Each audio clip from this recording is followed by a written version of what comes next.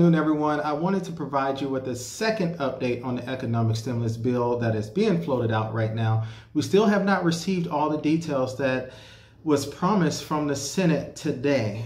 So hopefully it's going to come out sometime today. There is 24 hours in this day, so there's still several time, or I should say it's still enough time for them to produce the details for us.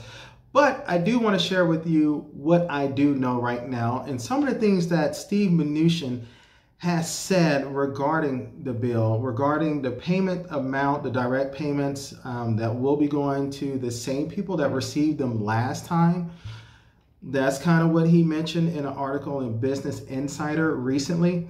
Also, I want to talk about the wage replacement.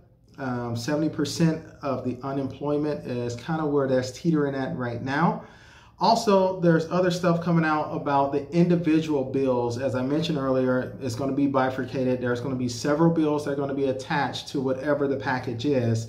Some may come now, some may come later. But what's most important is those that are on unemployment insurance right now, you have some surety or some at least direction as to what's going to take place with your income coming after this weekend once all of those additional payments start to fall off.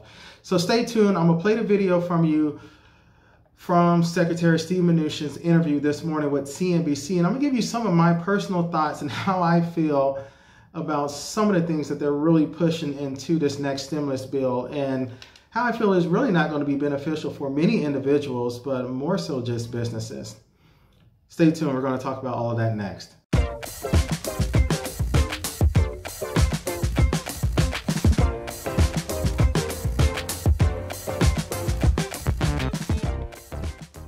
Hello everyone, my name is Paul Zachary Shelton Jr. and I'm the Chief Investment Officer of Warwick Shore Advisors. We are a wealth and investment management firm located in Orlando, Florida with clients all across the United States. If this is your first time coming to my channel, I ask that you please hit the subscribe button.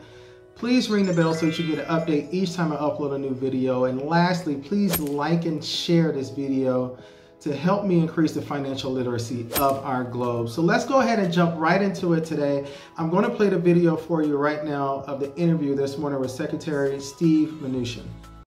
Treasury Secretary Stephen Mnuchin, a lot happened yesterday. Can you just fill us in on exactly what we know is in the bill at this point, Mr. Secretary?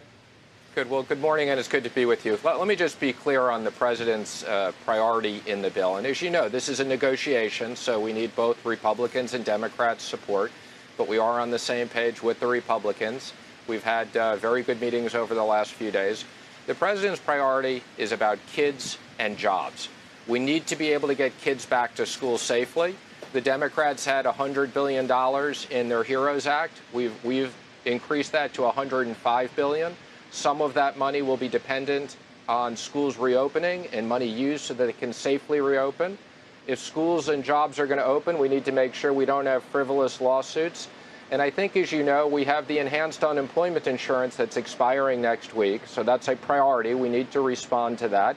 As we've said before, we're not going to continue it in its current form because we're not going to pay people more money to stay at home than work, but we want to make sure that the people that are out there that can't find jobs do get a reasonable wage replacement. So it will be based on approximately 70% wage replacement. And we're also going to have a lot of tax credits to incentivize companies to hire people. And then finally, just let me say, you know, there's a lot of bipartisan support for extending the PPP. I've had conversations with Cardin and Rubio, and we want to have second checks for companies whose revenues are down 50% or more and need more money, small businesses, to get people back to work. There's $16 billion for new funding for testing, and the White House is okay with that now? Is that done? Well, it's $25 billion of total for testing, which we've agreed on, because there's $9 billion that's left over, okay, and there's a $16 billion top-up. So there's $25 billion available. And we're going to make sure that all the states that need to test people, particularly nursing homes, schools, and other things, where people feel comfortable with lots of testing, we're going to make sure we have that. We hear again and again and again about that there's remaining residual tension between the White House and the president and Senate Republicans on the payroll tax provisions, tax cuts. Where is that? Let me be clear. We think the payroll tax cut is a very good pro-growth policy. But the president's focus is he wants to get money into people's pockets now because we need to reopen the economy. one of the issues I think you know about the payroll tax cut is people get that money over time. So the president's preference is to make sure that we send out direct payments quickly so that in August, people get more money. There's no question this worked before. Retail sales was up year over year, 1%. People went out and spent that money in small businesses, and that's having a big impact in the economy. So as I said, it's all about getting money now for kids and jobs. Sounds like then it's not going to be in the bill. It won't be in the base bill, but again, as we roll out new things, and again, this is CARES 4.0, there could be CARES 5.0. Okay. There's news, I guess, that came out separately from what, some of the things you were talking about. Now, is Mitch McConnell on board with this, or are there really a handful of bills, as you were just alluding to, I guess, maybe a 4, 5, and 6 or something? Is that the way it's going to progress? Well, the process is there are individual bills for all these different programs. Mark Meadows and I were working late last night with Mitch and his staff, and we'll actually be speaking to them as soon as I get off the show this morning. So we just need to make sure we see all the final agreements and the final language.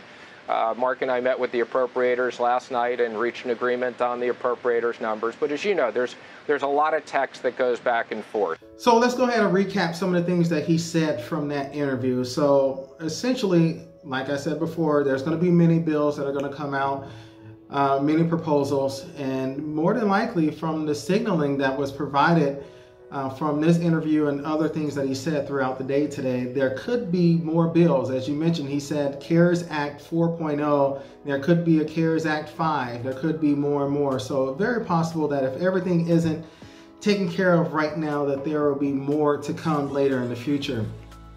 As of most recently, as of yesterday, they mentioned that the unemployment will be reduced down to about $100 a week. Apparently, they may have gotten a lot of emails about that, because now it's going to be based on what your ending wage was from your previous company, and that's going to be based on 70% wage replacement from what you were making before. So that's kind of different.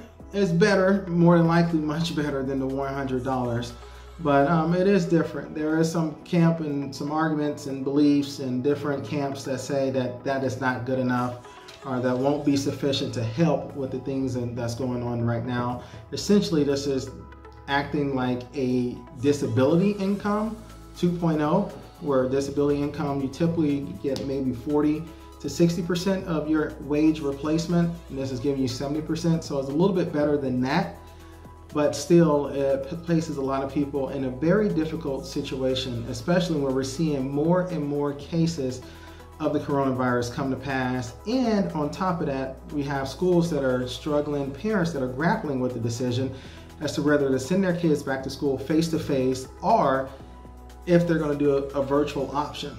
If that virtual option is the only thing that they can do, that limits the ability for many people to go to work. So stay tuned. We'll wait and see what the final bill says about that. One thing that Steve Mnuchin did mention that kind of rubbed me the wrong way is there's going to be help for businesses and tax credits for companies to hire people. I'm all for that on the surface, but it seems like they're pushing that to be the primary agenda, which I think should not necessarily be the case. Yes, we can help businesses. Yes, we can provide tax credits for people to hire, but there are so many people right now that want to work but just can't. Not everyone is just staying home because they're lazy and just don't want to work. There are some people out there that are lazy and that may fall into that camp. But a lot of people may have an elderly parent that lives with them, or some other situation where there may be a compromised immune system and they choose not to work. And I completely understand that. So it's forcing people to be in a hard decision in certain situations. On top of that, if you give businesses money and tax credits for hiring, that's essentially saying that you are a true believer of trickle-down economics. Now, I know some people believe that trickle-down economics really works, but it doesn't. It's a thought process, and you can look it up in Investopedia, you can Google it, but trickle-down economics essentially says that if the business owner makes more money or is incentivized financially in a better way, they'll end up hiring more people and paying those people more money. I have never worked for a company where the owner did really well in 1 year and decided to give me extra money because he did well, his business did well. That's just not the way our economy works. Trickle-down economics doesn't work. So when you approach economic stimulus from the standpoint of trickle-down economics, that's just completely asinine. And I do not like it. For one, those that are unemployed, those that are on disability, those that are on Social Security income, those that are retired already, and those that just cannot be in the workforce, not because they choose not to, but they have an inability to. This does not help them. This does not stimulate them. This does not provide any assistance for them. So I think focusing on this is something that should not be done, clear and simple. Lastly, what I wanted to mention is he did state in a separate article, and this was covered in Business Insider, that direct payments to individuals will be made approximately to the same people that received it last time. And it said the $1,200 payments. So we could read into this and say, well, is the direct payments going to be $1,200 again in stimulus money that are going to be received? Again, we're still waiting for the final bill to be produced and all the details to come out. As of the time and recording of this video, it has not been released as of yet. As soon as it is released, I will provide you with an update. Please leave your comments and your thoughts below. Let me know what you feel, one, about trickle-down economics, all the other economists out there, and people that study economy like I do. Give me your thoughts about trickle-down economics. And when you give me your thoughts, tell me anytime that you received more money because your boss was raking it in. And I'm not saying you got a one-time EBIT bonus, which is the earnings before interest and tax. I'm saying your boss that typically is making our revenue for a company that's typically $1 million a year, and that revenue in the next year shoots up to $20 million. Are you seeing a bonus of $1 million? And you're not seeing that. Trickle-down economics never works. It just doesn't. If this is your first time coming to my channel, please hit the subscribe button. Please ring the bell each time, so that each time I upload a new video, you'll get a notification. And lastly, please like and share this video, as I know it'd be helpful to someone that you know, and it'll help me increase the financial literacy of our globe. Thank you so much and have a great day.